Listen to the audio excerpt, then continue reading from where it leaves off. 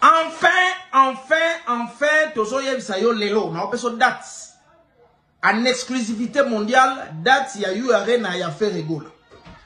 Nous avons expliqué, Nengani, le roi de la forêt, a délégué qui une petite équipe. Il y a Maison Mère, bien sûr, dirigé dans Yémei, le DG, Papi Katakata, et puis Papi Kakol avec Odile Manzaka. Poto ya Odile Manzaka, et Obi est différent. Tu développes awa, et puis tu regardes le sola Bercy a fallu, you a rien na eza nini na descente ya ben poli et belé.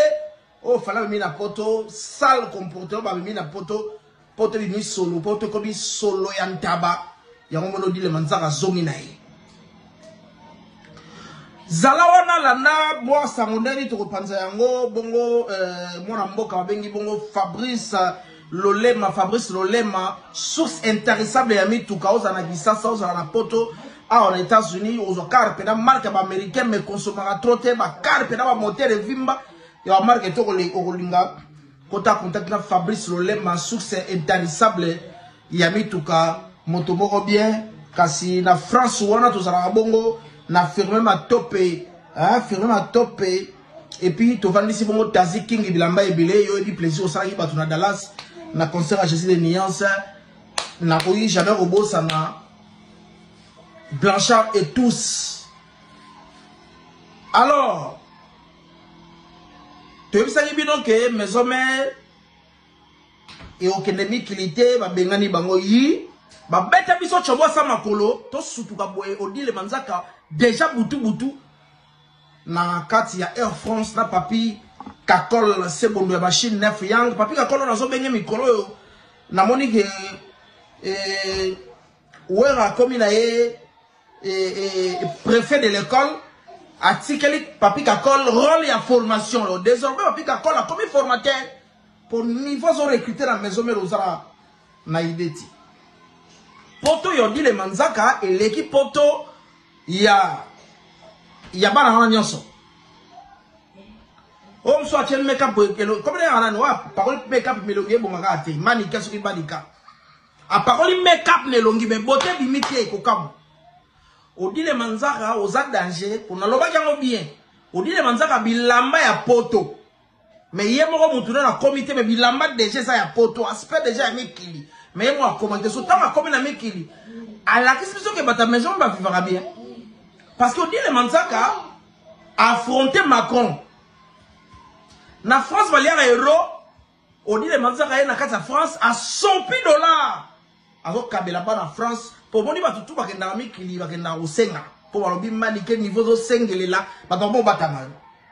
Kisi njora he sengeli o wapi. Moi na mususu wa ko impole o finga wa tusuki jaeli wana nda ko bata moka.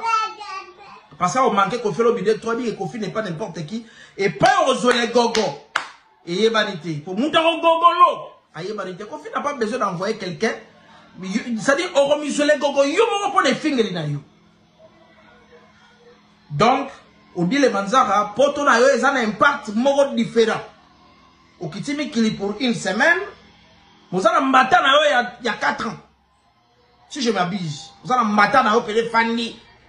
Mais au taliga bango obite bayo ça salité la poto tout refait le gros lumba solo et puis il a fait merci na DG CG plutôt Papi Katakata parce que on l'exhibition force poto lutaki na yo mon l'axi de maison mère ne tombera jamais au côté ambassade vite fait papa au Congo la 66 matin à maison mère ouais roi danger voilà 66 matin mon lobby no tofani ni au pompe quand on dit le Manzaka a kitimi qu'il a pandi bango na nenga de faté et puis ayo zonga et sali biso bien. Bon, fali fabet à Arena ya Londres, selon l'information to nango au tegisi ticket. Les concerts n'aura pas lieu. Il se peut que voilà les termes appropriés. Il se peut que concert ya fali ya Arena ou ça le 8 heures. Je pense Londres ou Belgique peut être reporté pour faute de vente de billets. Pour faute de vente de billets. Donc, vente de billets, ça y est pénaté. non ndrago banga mpiaka mais ma be ya yo arena ya fallait au tiko les années fallait a fait un beau concert a fait un événement en termes d'événement ils a un événement munene et mobilisé ba na quatre coins il y a France ba en tout cas ba se déplacer qui ba congolais na quelques africains ba yaki mais après yoka kolela ya bana ne wele sona loba yoka kolela ya ba ambassadeur ba nata to yoka kite kutu micro ya nata ezalaki ya kokanga. Donc si vous avez un concert où on a nata yembité micro ya kokanga a olela. Bizarrement côté spectacle Fally il faut pas il faut que donc la personne de Fally en première position tu es un danseur qualifié. Vous savez, un spectacle bien. Ah, ouais, hein? Non, on était à l'époque, Zénith de Paris, double Zénith. Bah, Félix Ouassé, qu'on a Olympia. Spectacle dans le Liboso, premier lieu. Bah, Dominguez, bah, il y a tout le monde, bah, bâti, boy. On ressentit, ma qui nous a, nous, à bâti, n'igachant.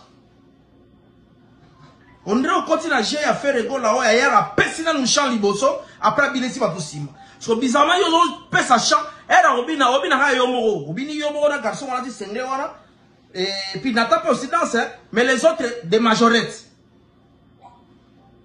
ça la spectacle pas préparer ngo on s'entend pas tabaler moro boyo pour faire ça spectacle à qualité c'est un peu ça allez celui qu'on appelle Jésus de Nuance fait le go là Afrique ils ont dérangé Amérique ils ont dérangé partout ils ont la poste naie.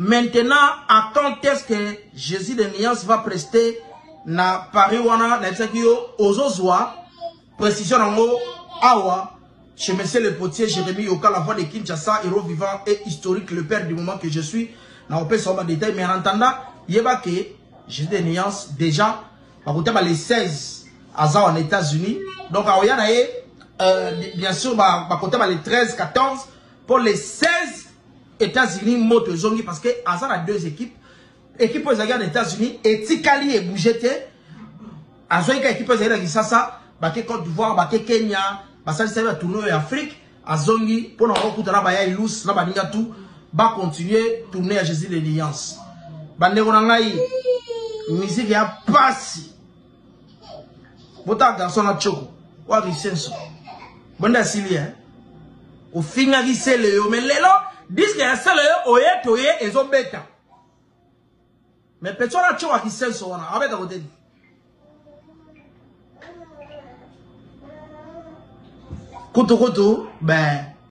On raconte que lors d'une de ces réunions, Hitler a demandé qu'on lui apporte une poule. Il l'a attrapée fort d'une main pendant qu'il la déplumait avec l'autre. Se débattant de douleur, la poule a voulu fuir, mais elle n'a pas pu car l'étreinte était au-dessus de ses forces.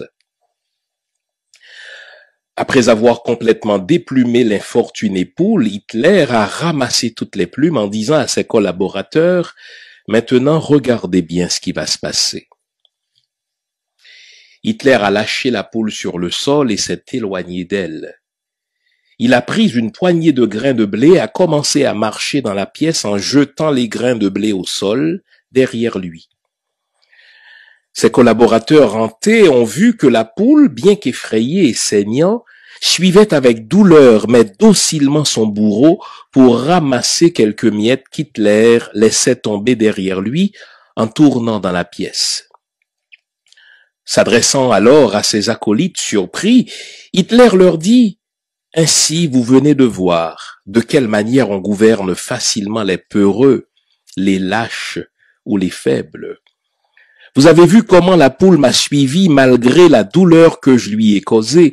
Je lui ai tout pris, les plumes et la dignité, mais elle me suit quand même en quête de remoulage. » Ainsi, la plupart des gens en quête de quelques miettes suivent leurs gouvernants et politiciens malgré les mensonges, les promesses non tenues et la peine que ceux-ci leur infligent en leur ôtant la santé, l'éducation et la dignité. Le peuple suit toujours celui qui lui donne des miettes. Gérald Coton.